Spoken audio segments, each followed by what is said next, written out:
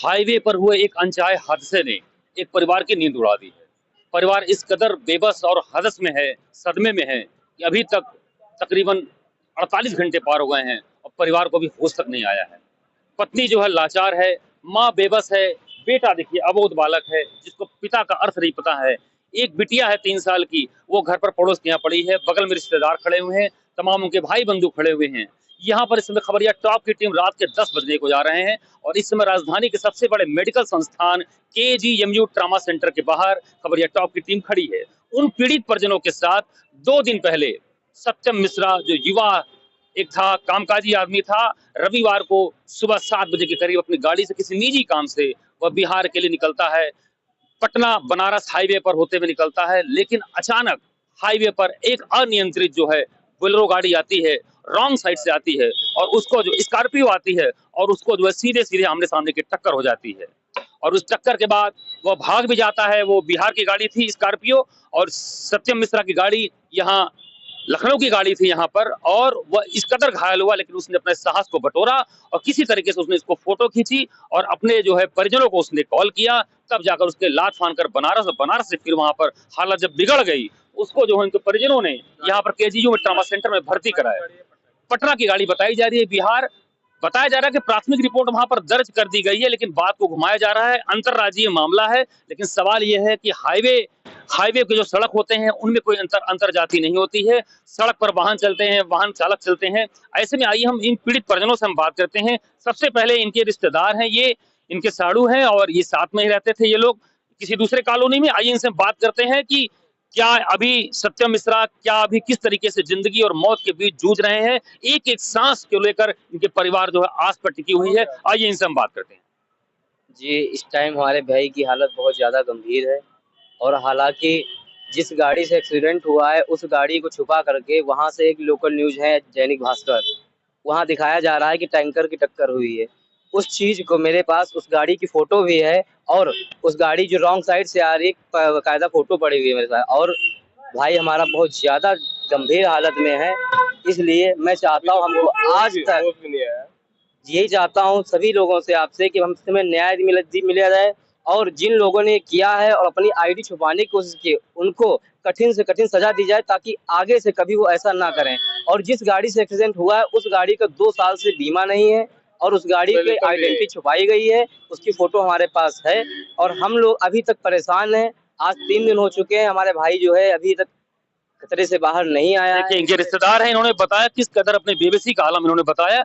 आइए घायल जो सत्यम मिश्रा की पत्नी से बात करते हैं, ये घरेलू महिला है। आइए इनसे बात करते हैं कि इनके लाचार जो आंसू हैं किस कदर सूख गए हैं और अपने एक साल के बेटे को लेकर और 3 साल की बिटिया को पड़ोस के घर में छोड़कर ये विगत 3 दिनों से केजीएमयू ट्रामा सेंटर के बाहर खाक छा रहे हैं, जिस समय की राजधानी का तापमान 40 डिग्री पार होने जा रहा है। आइए हम इनसे बात करते हैं। इनका नाम है सोनी। सोनी, आपके ऊपर क्या बीत रही है, क्या लग रहा है आपको? जी सर, आज 3 दिन हो गए, 3 रात हम ऐसे ही जाग के काटे हैं। जो हम पे बीती है शायद भगवान किसी पे ना बीते।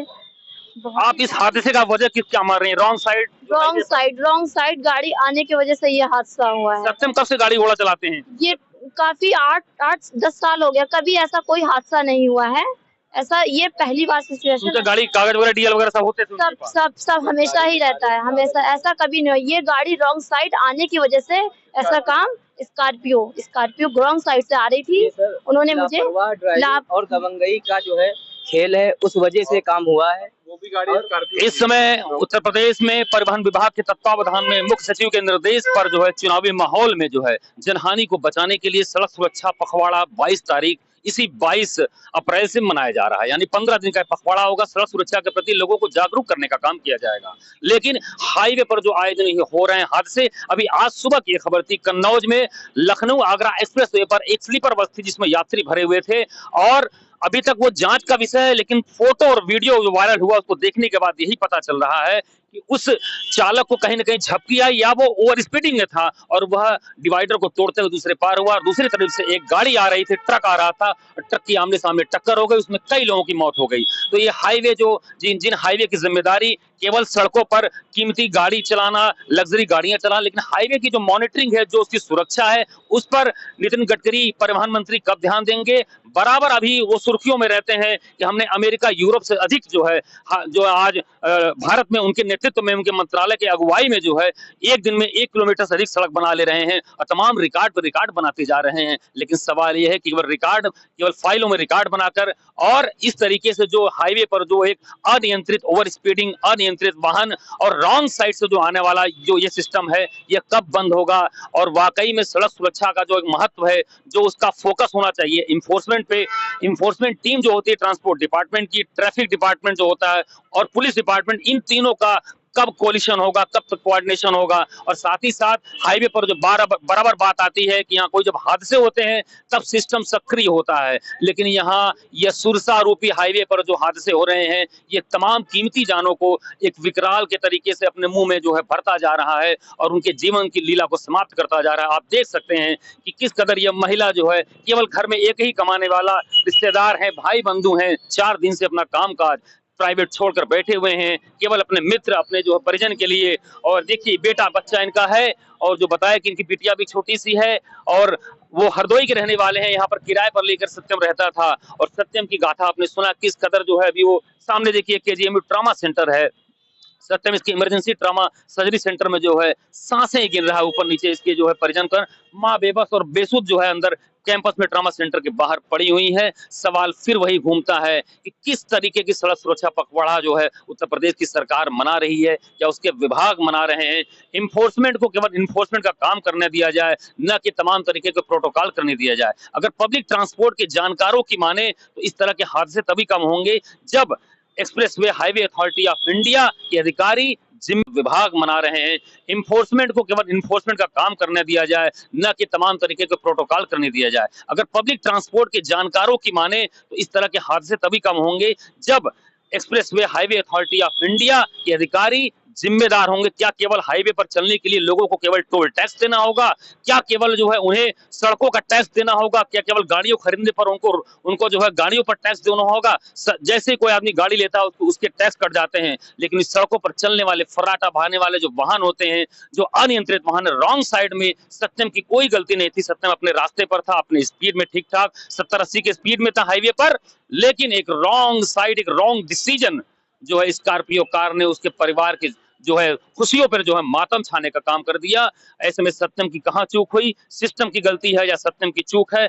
क्या ये कहने वाली बात है? उसके साथ ही साथ लिपापोती जो हो रहा है बिहार, वहां पर कोइलवर जो है थाने में बताया गया, जैसा कि कुछ सोशल मीडिया साइट्स पर अभी इन्होंने बताया, एक नामी गिरामी इन्होंने जो उसके सोशल वेबसाइट का नाम लिया उन्होंने, जिन्होंने खबर चलाई कि नहीं वो कंटेनर था। ऐसा कुछ नहीं है, इनके पास फोटोग्राफ्स है जो खबरिया टॉप की टीम को ये जो है उपलब्ध कराएंगे बतौर सबूत। ऐसे में फिर वही सवाल बार बार उठता है कि इस राजधानी में जिस तरीके से यहाँ पर सत्यम जो है अपनी सांसें गिन रहा है, दर बदर जो है इसके परिजन ठोकर खा रहे हैं, उनको कब सिस्टम से न्याय मिलेगा और साथ ही कब जिम्मेदार जो है। और सबसे बड़ी बात यह है कि सत्यम जो मूल निवासी है वो हरदोई के हैं। हरदोई यानी इसमें जो डिप्टी सीएम है, स्वास्थ्य मंत्री, चिकित्सा स्वास्थ्य मंत्री ब्रजेश पाठक का जो है गृह क्षेत्र माना जाता है। तो ऐसे में यह भी सवाल है कि वह उनके समुदाय से ताल्लुक रखते हैं। डिप्टी सीएम तक यह बात कब तक पहुंचेगी, यह देखने वाली बात होगी। लेकिन खबरिया टॉप की टीम की पूरी संवेदनशीलता, और रात को इनको जैसे सूचना मिली, खबरिया टॉप की टीम यहाँ पर मौजूद है परिजनों से बात करने के लिए, और एक एक पल पे और आप सबसे ही अपील करेगी, अपने दर्शकों से, अपने व्यूअर से, इस खबर को चलने के बाद हमारे चैनल पर आप इसको ज्यादा से ज्यादा इस व्यू को बढ़ाएं, वायरल करें, ताकि सत्यम के परिजनों की जो पीड़ित आवाज है वह सिस्टम तक पहुंच सके, सिस्टम जाग सके, और जो इस तरीके से हाईवे पर जो हादसे हो रहे हैं उन सभी पर लगाम लग सके।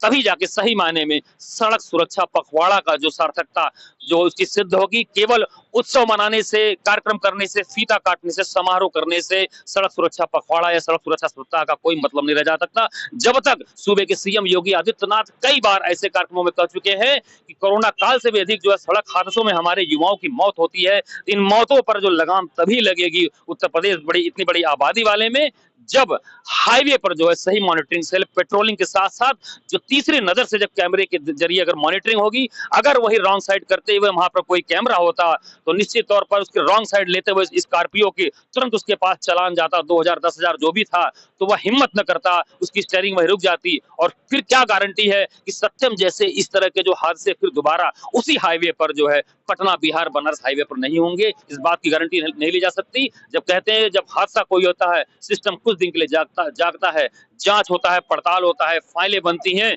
तमाम समितियां बनती हैं, तमाम तरीके के पड़ताल होते हैं, लेकिन उसके बाद फिर मामला जो है उस पर रफा दफा कर दिया जाता है।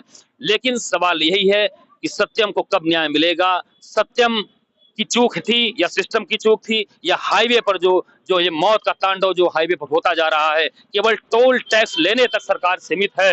तो ऐसे में चुनावी मुद्दा यह भी बनना चाहिए, सड़क, बिजली, पानी के साथ साथ सड़क सुरक्षा भी मुझे लगता है कि यह मुद्दा बनना चाहिए। इस पे आप क्या कहेंगे? ये चुनावी मुद्दा बनना चाहिए? बिल्कुल बिल्कुल बनना। केवल सड़कें, केवल वाहन, सड़क सुरक्षा भी मुद्दा बनना चाहिए। जी देखिए, ये भी मान रहे हैं कि सड़क सुरक्षा भी एक चुनावी मुद्दा बनना चाहिए, क्योंकि असमय और आकस्मिक अनायास किसी की जब जान जाती है तो कहा जाता है, परिवहन विभाग के जानकार भी कहते हैं, जब किसी की जो है इसमें जनहानि होती है, परिवार केवल एक व्यक्ति का नहीं होता, उसके साथ साथ तकरीबन 5 से 7 लोगों की जो है उनके जीवन पर जो असर पड़ता है, साथ ही समाज को भी जो है एक बहुत बड़े जो जनहानि का सामना करना पड़ता है। ऐसे में सत्यम की आवाज, सत्यम के पीड़ितों की आवाज कहां तक पहुंचेगी? खबरिया टॉप की टीम के जरिए यह देखने वाली बात होगी, लेकिन इनकी पूरी सहायता करिए आप लोग, इस खबर को जो है पूरी शिद्दत के साथ वायरल करिए और इसको आगे आगे इसी तरह से बढ़ाते रहिए। और जहां तक खबरिया टॉप की टीम होगी, सत्यम के पीड़ितों के परिजनों की मदद ऐसे ही अपने माध्यम के जरिए हर तरीके से करती रहेगी। खबरिया टॉप की टीम के साथ कुमार रवि, कैमरामैन दानिश के साथ।